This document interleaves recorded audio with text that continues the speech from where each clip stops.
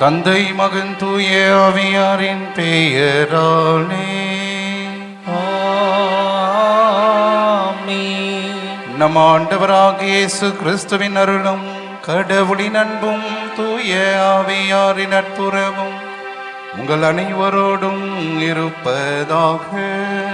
உமான்மாவோடும் இருப்பதாக. இயேசுவின் அன்புமிக்க சகோதர சகோதரிகளை, தூய மறை நிகழ்வுகளை நாம் தகுதியோடு கொண்டாட நம்முடைய பாவங்களை ஏற்று மனமருந்துவோம். எல்லாம் உள்ள இறைவனிடமும் சகோதர சகோதரிகளே உங்களிடமும் நான் பாவி என்று ஏற்றுக்கொள்கிறேன். ஏனெனில் என் சிந்தனையாலும் சொல்லாலும் செயலாலும் கடமையை தவறியதாலும் பாவங்கள் பல செய்தேன். என் பாவமே என் பாவமே என் பெரும் பாவமே. ஆகையால் எப்பொழுதும் கன்னியான புனித மரியாளையும் வாட தூதர் புனிதர் அனைவரையும் சகோதர சகோதரிகளே உங்களையும் நாம் இறைவனாகிய ஆண்டவரிடம் எனக்காக வேண்டிக் கொள்ள மன்றாடுகிறேன். எல்லாம் உள்ள இறைவன் மீது இரக்கம் வைத்து நம் பாவங்களை மன்னித்து நம்மை நிலை வாழ்வுக்கு அழைத்து செல்வாராக. ஆமென். ஆண்டவரே இரக்கமாயிரும். கிறிஸ்துவே இரக்கமாயிரும். ஆண்டவரே இரக்கமாயிரும். கிறிஸ்துவே இரக்கமாயிரும். மன்றாடுவோமாக. ஆண்டவரே, உமது திரு அவையை முடிவில்லா பேரிரக்கத்தால் காத்தருளவும்மை வேண்டுகின்றோம்.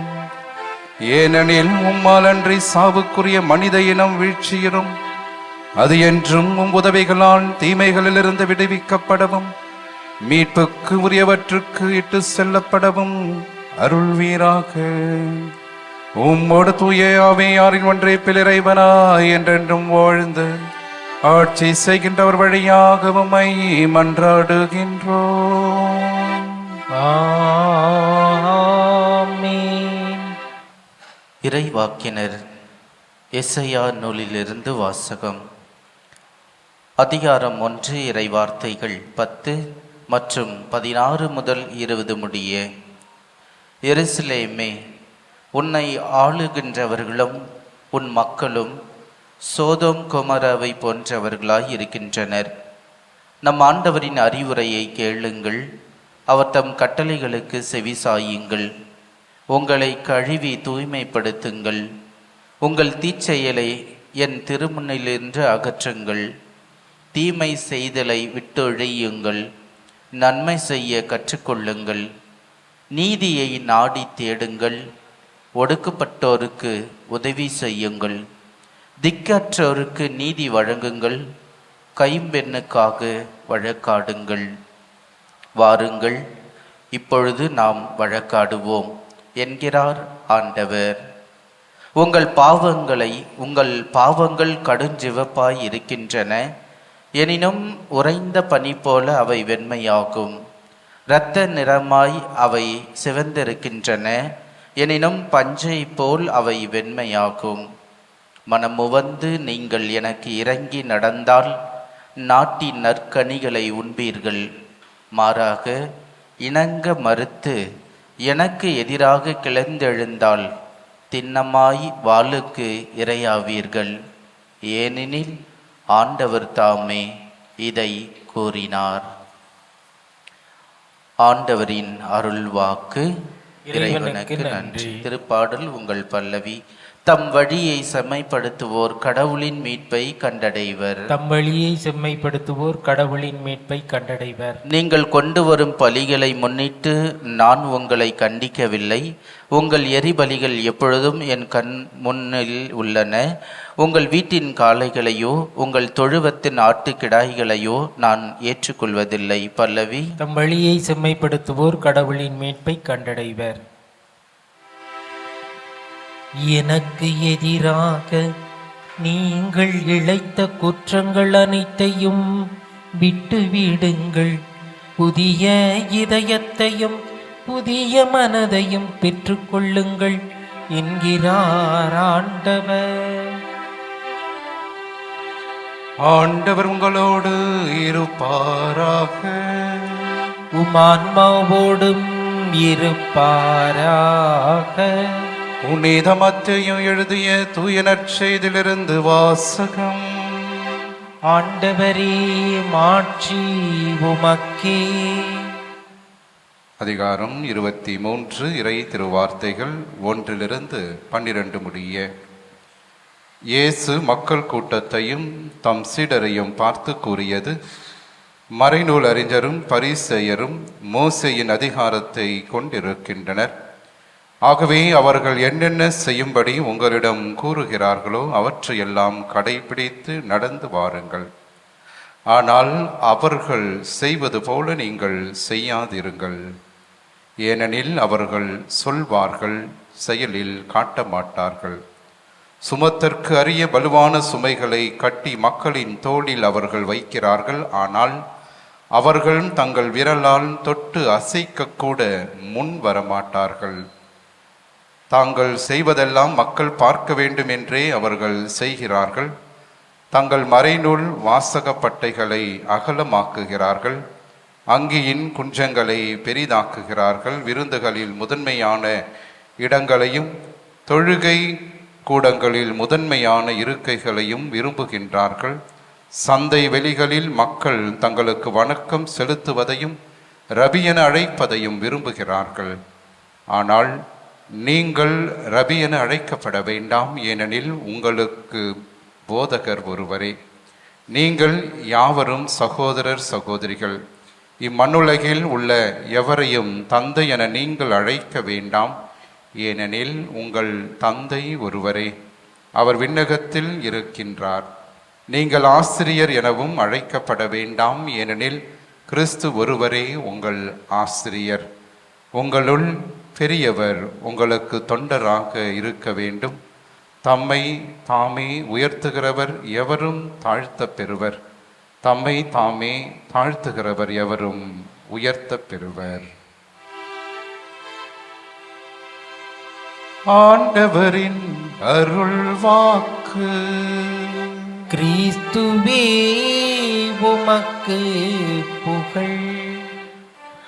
இறையேசுவின் அன்புமிக்க சகோதர சகோதரிகளே, 4ஆம் நூற்றாண்டிலே எருசலேம் பகுதியிலே மிக கொடிய பஞ்சமானது நிலவியது.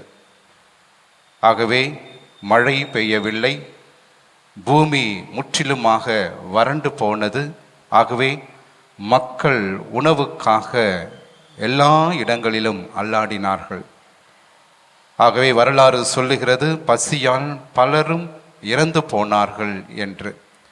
அந்த தருணத்திலே, இந்த நேரத்திலே, இந்த பஞ்ச நேரத்திலே, அப்போது எருசலேமிலே ஆயராக இருந்தவர் புனித சிரில். அவர் இந்த மக்கள் படுகின்ற வேதனைகளையும் பசியையும் பார்த்து பொறுக்க முடியாமல் அவர் ஒரு காரியத்தை செய்கிறார். அவர் என்ன செய்தார் என்றால், திருச்சபைக்கு உரிய பொருட்களையும் சொத்துக்களையும் அவர் விற்க ஆரம்பிக்கின்றார். விற்றவர் அந்த பணத்தை கொண்டு ஏழை எளியவர்களுக்கு உணவு வாங்கி அதை கொடுத்து பல ஆயிரம் உயிர்களை அந்த காலகட்டத்திலே அவர் காப்பாற்றுகின்றார். ஆகவே இதை கண்ட மற்ற ஆயர்கள் அனைவரும் இவருக்கு எதிராக கிளர்ந்து எழுந்தார்கள். திருச்சபை சொத்துக்களை விற்க உனக்கு எந்த தகுதியும் இல்லை என்று சொன்னபோது புனித சிரில் இந்த வார்த்தைகளை சொல்லுகிறார்: திருச்சபையும் மக்களும் வெவ்வேறு அல்ல, ஆகவே இரண்டும் ஒன்றே. திருச்சபை மக்களின் துன்பத்தை தீர்க்கவில்லை என்றால் அது இயேசுவினுடைய திருச்சபையாக இருக்க முடியாது. ஆகவே திருச்சபையும் மக்களின் துன்பங்களையும் தனித்தனியாக பார்க்க வேண்டாம் என்கின்ற அறிவுரையை அந்த காலகட்டத்திலே புனித சிரில் அவர்களுக்கு கோருகின்றார். சொன்னதையே செய்தார். அதையே தனது வாழ்க்கையிலும் கடைபிடித்தவராக இந்த சிறில் தன்னுடைய வாழ்க்கையில் என்றுமே இருந்தார். இயேசுவின் பிரியமானவர்களே, இன்றைய நாளினுடைய நற்செய்தி வாசகத்திலும் ஆண்டவராகிய இயேசு கிறிஸ்து பரிசேயர்களும் அதே நேரத்திலே மிக முக்கியமாக அந்த காலகட்டத்திலே மறைநூல் அறிஞர்களும் அவர்களுக்குரிய அதிகாரம் கொடுக்கப்பட்டிருக்கிறது. ஆகவே அந்த அதிகார மேடையிலே அவர்கள் அமர்ந்து சொல்லுவதை கேளுங்கள், ஆனால் அவர்கள் வாழ்க்கை முறையை கடைபிடிக்காதீர்கள் என்ற ஒரு மாபெரும் எச்சரிக்கையை இன்றைய நற்செய்தியிலே ஆண்டவர் மிக சுருக்கமாக நமக்கு விளக்கம் தருகின்றார். அன்புமிக்கவர்களே, இன்று திரு அவையானது மிக முக்கியமாக எருசலேம் நகர புனித சிறுலை கொண்டாடுகின்ற இந்த தருணத்திலே மிக முக்கியமாக தன்னுடைய வாழ்க்கையிலே அவர் ஆண்டவர் சொல்வதை அவர் கேட்டார், அதன்படி தன்னுடைய வாழ்க்கையும் அவர் நடத்தினார் என்று அவருடைய வாழ்க்கையிலே நாம் பார்க்கின்றோம். அன்புமிக்கவர்களே, மிக முக்கியமாக பல தருணங்களிலே போதனைகள் எனக்கு அல்ல மற்றவர்களுக்கே என்கின்ற ஒரு விதத்திலே நாம் வாழ்ந்து கொண்டிருக்கிறோம். ஆகவேதான் அன்றைய காலகட்டத்திலே மறைநூல் அறிஞரும் பரிசேயரும் அவர்களும் அவ்வாறாக தான் இருந்தார்கள். ஆகவே அவருடைய போதனைக்கும் வாழ்க்கை முறைக்கும் மிக பெரிய இடைவெளி கேப் இருந்தது. ஆகவே அவர்கள் சொல்வது ஒன்று, ஆனால் அவர்கள் செயல்கள் வேறாக இருப்பதை நாம் பார்க்கின்றோம். அதே நேரத்திலே அனைவரும் அவருடைய வார்த்தைகளை கேட்க வேண்டும், அனைவரும் மாற்றம் பெற வேண்டும் என்று விரும்பினார்கள். ஆனால் அவர்கள் ஒருவர் கூட மாற தயாராக இல்லை. அதே நேரத்திலே மக்களின் கவனத்தை அவர்கள் மேல் திருப்பினார்கள், ஆனால் தங்களின் ஆன்மாவின் மீது கவனம் செலுத்த மறுத்தார்கள் என்பதை நாம் பார்க்கின்றோம். அதே நேரத்திலே பொறுப்பு, பதவிகள் இவைதான் வாழ்க்கை என்று அந்த பொறுப்புகளையும் பதவிகளையும் வைத்து கொண்டு மற்றவர்களை மட்டம் தட்டி பழி வாங்குகின்ற இயல்பு உடைய வெளிவேடத்தனத்தை அவர்கள் அணிந்து கொண்டிருந்தார்கள். ஆக இயேசுவின் பிரியமானவர்களே, இன்றைய தவ காலகட்டத்திலே மிக முக்கியமாக நம்முடைய வாழ்க்கை எவ்வாறாக இருக்கிறது? தேர்வுகளிலே இன்றும் பல தேர்வுகளிலே ட்ரூ ஆர் ஃபால்ஸ் என்று ஒரு கேள்வியானது கேட்கப்படும். இது சரியா தவறா? சரி என்றால் சரி என்று நாம் சொல்வோம், தவறு என்றால் தவறு என்று நாம் சொல்வோம். ஆகவே இந்த தவ காலத்தில் மிக முக்கியமாக நம்முடைய வாழ்க்கை முறை சரியா தவறா என்பதை நாம் சிந்திக்க இன்றைய நாளிலே நாம் அழைக்கப்படுகின்றோம். என்னுடைய வார்த்தையும் என்னுடைய செயலும் சரியாக இருக்கிறதா? இதை நான் சிந்திக்க இந்த தவ காலத்திலே நான் அழைக்கப்படுகின்றேன். ஆக இயேசுவின் பிரியமானவர்களே, ஆண்டவராக இயேசு கிறிஸ்து எதிர்பார்த்தது அனைத்தையும் நல்லவர்களாக மாற்ற வேண்டும், கிறிஸ்துவோடு அவர்கள் இணைய வேண்டும், இறை வார்த்தையின்படி அவருடைய வாழ்க்கையை அவர்கள் வாழ வேண்டும் என்றுதான் ஆண்டவர் நினைத்தார். ஆகவே இந்த தவ நாட்களிலே மிக முக்கியமாக நமக்கு எதிராக இருக்கின்ற அனைத்து தீமைகளிலிருந்து விடுதலை பெற்றவர்களாக வெளிவேடத்தனத்தை தூக்கி எறிந்து, ஆகவே நாம் சொல்வதை செய்யக்கூடியவர்களாக மாறுகின்ற போது இறை ஆட்சியின் விழுமியங்கள் என்று அழைக்கப்படுகின்ற, கிறிஸ்துவின் பண்பு நலன்கள் என்று அழைக்கப்படுகின்ற தாழ்ச்சி, கனிவு, பரிவு, தூய வாழ்வு, நேர்மை, தன்னடக்கம் இவற்றை கொண்டு நாம் வாழுகின்ற போது நம்முடைய வார்த்தையும் வாழ்க்கையும் ஒன்றாக என்றுமே இருக்கிறது. ஆகவே இன்றைய நாளிலே மிக முக்கியமாக இந்த திருப்பலியின் வழியாக நம்முடைய வார்த்தையும் நம்முடைய செயல்பாடுகளும் என்றுமே இறைவனுக்கு உரியதாக இருக்க வேண்டும் என்று ஜெபிப்போம். ஆண்டவர் நம்மை நிறைவாக ஆசிர்வதிப்பாராக. ஆமென்.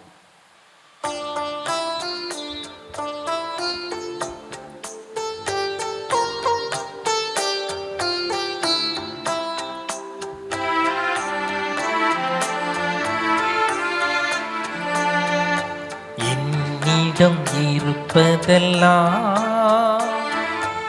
இறைவாவும் பீடத்திலே காணிக்கை பொருளாய் நான் தந்தேன். உன்னில் காணிக்கை பொருளாய் நான் வந்தேன். என்னிடம் இருப்பதெல்லாம் இறைவாவும் பீடத்திலே காணிக்கை பொருளாய் நான் தந்தேன். உன்னில் காணிக்கை பொருளாய் நான் வந்தேன். சகோதர சகோதரிகளே, என்னுடையதும் உங்களுடையதுமான இப்படி எல்லாம் உள்ள தந்தையாக இறைவனுக்கு ஏற்றதாகும்படி நம் அனைவரும் இணைந்து மன்றாடுவோம். ஆண்டவர் தமது பெயரின் புகழ்ச்சிக்காகவும் ஆட்சிக்காகவும் நமது நன்மைக்காகவும் புனித திரு அவை அனைத்து நலனுக்காகவும் உமது கையில் இருந்து இப்பலியை ஏற்றுக்கொள்வாராக. ஆண்டவரே, மறை நிகழ்வுகளின் வழியாக உமது தூய்மைப்படுத்தும் பணியை எங்களில் செயல்படுத்த நீர் திருவுள்ளம் கொண்டீரே. இது எங்களை உலக தவறுகளிலிருந்து விடுவித்து விண்ணக கொடைகளுக்கு இட்டு செல்வதாக. எங்கள் ஆண்டவராகிய கிறிஸ்து வழியாக உம்மை மன்றாடுகின்றோம். ஆமென். ஆண்டவர் உங்களோடு இருப்பாராக. உம் ஆன்மாவோடும் இருப்பாராக. இதயங்களை மேலே எழுப்புங்கள். ஆண்டவரிடம் எழுப்பியுள்ளோம். நம் இறைவனாகிய ஆண்டவருக்கு நன்றி கூறுவோம். அது தகுதியும் நீதியும் ஆனதே. ஆண்டவரே, தூயவரான தந்தையே, என்றும் உள்ள எல்லாம் உள்ள இறைவா, என்னாலும் எவ்விடத்திலும் நாங்கள் உமக்கு நன்றி செலுத்துவது மெய்யாகவே தகுதியும் நீதியுமாகும், எங்கள் கடமையும் மீட்புக்குரிய செயலுமாகும். உம்முடைய பிள்ளைகளின் உள்ளங்களை தூய்மைப்படுத்தி புதுப்பிக்க பயனுள்ள சிறப்பான தவக்காலத்தை நீர் ஏற்படுத்தினீர்.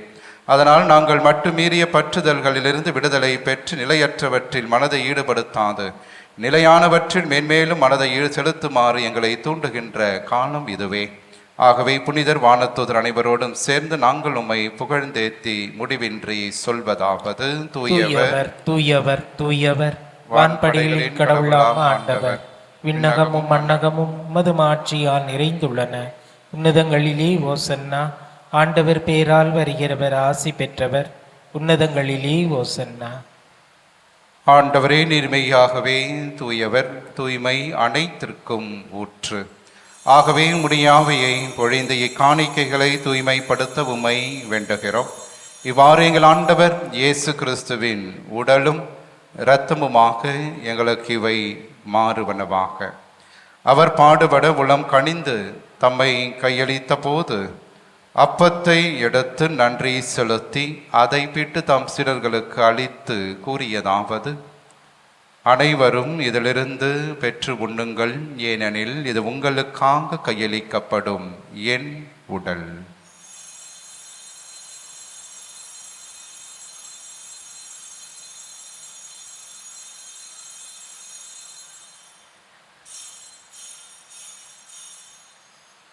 அவ்வண்ணமே இரவு விருந்தை அருந்திய பின் கிண்ணத்தையும் எடுத்து மீண்டும் உமக்கு நன்றி கூறி தம் சீடர்களுக்கு அளித்து அவர் கூறியதாவது: அனைவரும் இதிலிருந்து பெற்று பருகுங்கள், ஏனெனில் இது புதிய நிலையான உடன்படிக்கைக்கு உரிய என் இரத்தத்தின் கிண்ணம். இது பாவ மன்னிப்புக்கென்று உங்களுக்காகவும் பலருக்காகவும் சிந்தப்படும். இதை என் நினைவாக செய்யுங்கள்.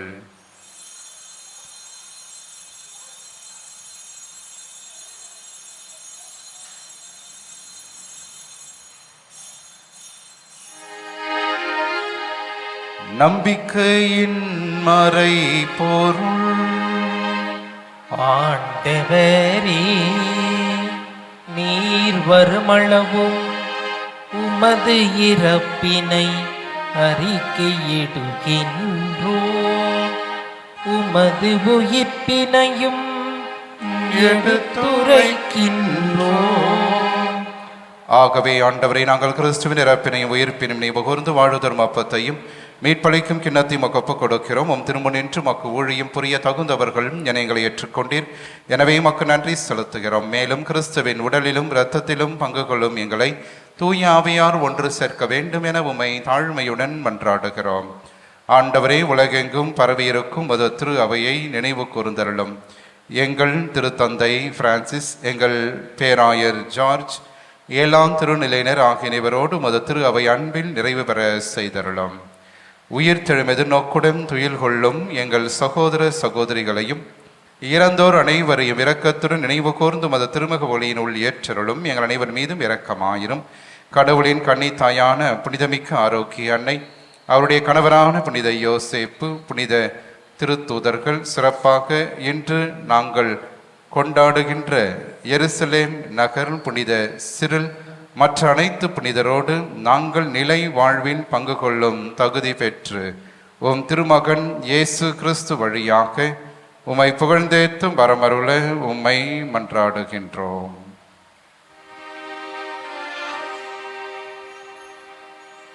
இவர் வழியாக இவரோடு இவரில் எல்லாம் வல்ல இறைவனாகிய தந்தையே, தூய ஆவியாரின் ஒன்றிப்பில் எல்லா புகழும் ஆட்சியும் என்றென்றும் உமக்கு உரியதே.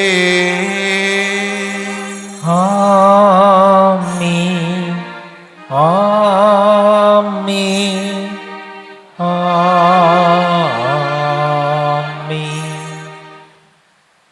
கடவுளை தந்தை என அழைக்க இயேசு நமக்கு கற்றுக் கொடுத்த ஜெபத்தை விண்ணக தந்தையை நோக்கி நாம் நம்பிக்கையோடு மன்றாடுவோம். விண்ணுலகில் இருக்கின்ற எங்கள் தந்தையே, உமது பெயர் தூயது என போற்ற பெறுக. உமது ஆட்சி வருக. உமது திருவுளம் விண்ணுலகில் நிறைவேறுவது போல மண்ணுலகிலும் நிறைவேறுக. எங்கள் அன்றாட உணவை இன்று எங்களுக்கு தாரும். எங்களுக்கு எதிராக குற்றம் செய்வோரை நாங்கள் மன்னிப்பது போல எங்கள் குற்றங்களை மன்னியும். எங்களை சோதனைக்கு உட்படுத்தாதேயும், தீமையிலிருந்து எங்களை விடுவித்தருளும். ஆண்டவரே, தீமை அனைத்திலிருந்தும் எங்களை விடுவித்து எங்கள் வாழ்நாளில் அமைதியை கனிவுடன் அருளுமை மன்றாடுகிறோம். உமது இரக்கத்தின் உதவியால் நாங்கள் பாவத்திலிருந்து எப்போதும் விடுதலை பெற்று யாதொரு கலக்கமுமின்றி நலமாய் இருப்போமாக.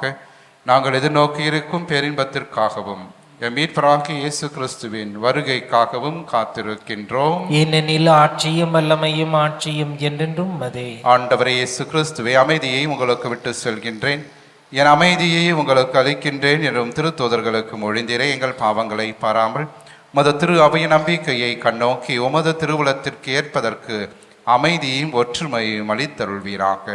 என்றென்றும் வாழ்ந்து ஆட்சி செய்கின்றவர் நீரே. ஆமென். ஆண்டவருடைய அமைதி என்றும் உங்களோடு இருப்பதாக, ஆன்மாவோடும் இருப்பதாக. ஒருவருக்கு ஒருவர் ஆண்டவர் தருகின்ற அமைதியை நாம் பகிர்ந்து கொள்வோம். உலகின் பாவங்களை போக்கும் இறைவனின் செம்மறியே, எங்கள் மேல் இரக்கமாயிரும். உலகின் பாவங்களை போக்கும் இறைவனின் செம்மறியே, எங்கள் மேல் இரக்கமாயிரும். உலகின் பாவங்களை போக்கும் இறைவனின் செம்மறியே, எங்களுக்கு அமைதியை அளித்தருளும்.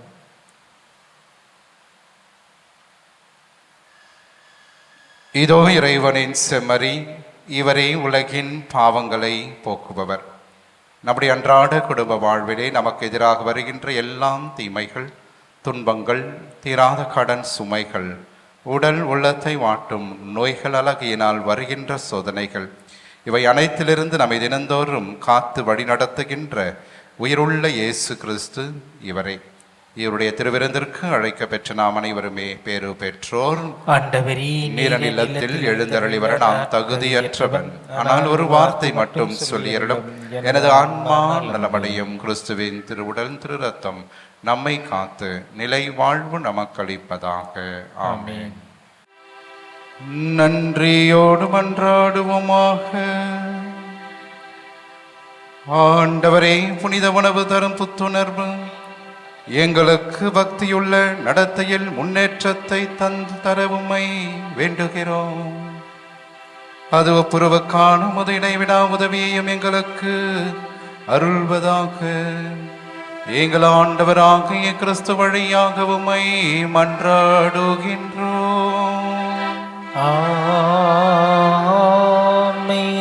ஆண்டவர் உங்களோடு இருப்பாராக. உம்மான்மாவோடும் இருப்பாராக.